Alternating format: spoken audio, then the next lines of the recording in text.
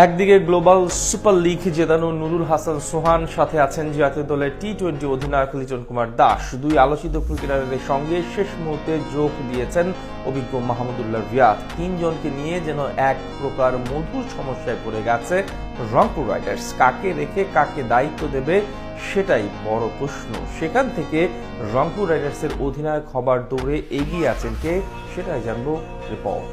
Heavyweight দল গঠনে বরাবরই এক ধাপ এগিয়ে রংপুর রাইডার্স। বিপিএল এ সবশেষ কয়েক বছরে যে সেরা সেরা নামগুলো এসেছে 22 গজ মাথাতে, তার সিংহভাগই ঠাঁই হয়েছে রাইডার্স ডেরায়, যার ব্যতিক্রম ঘটেনি এবার আসরেও। 2026 বিপিএল এর নিলাম থেকে যেমন সবচেয়ে শক্তিশালী স্কোয়াড গঠনে মনোযোগ ছিল তাদের, তেমনি ডিরেক্ট সাইনিংও করেছে বাজিমাত। আর সেটি করতে গিয়েই এখন উল্টো মধুর সমস্যা ডেকে এনেছে ফ্র্যাঞ্চাইজিটি। একসাথে 3 অধিনায়ককে দলে ভিড়িয়ে ফেলেছে উত্তরবঙ্গের প্রতিনিধিরা।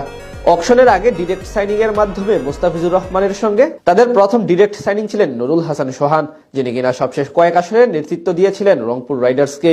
এরপর নিলামে প্রথম পছন্দ হিসেবে যুক্ত হন লিটন কুমার দাস। আর একদম শেষ ভাগে বি ক্যাটাগরি থেকে 35 লক্ষ টাকায় মাহমুদুল্লাহ রিয়াদকে নেয় তারা, যার সুবাদে এখন অধিনায়ক নির্বাচনে নতুন ঝামেলা কাঁধে নিয়ে এসেছে রংপুর রাইডার্স। 3 জন থেকে যে কোনো একজনকে আপাতত বেছে নিতে হবে তাদের। বিপিএল এ সবশেষ কয়েক আসরে রংপুর রাইডার্সকে নেতৃত্ব দিয়েছেন নুরুল হাসান সোহান।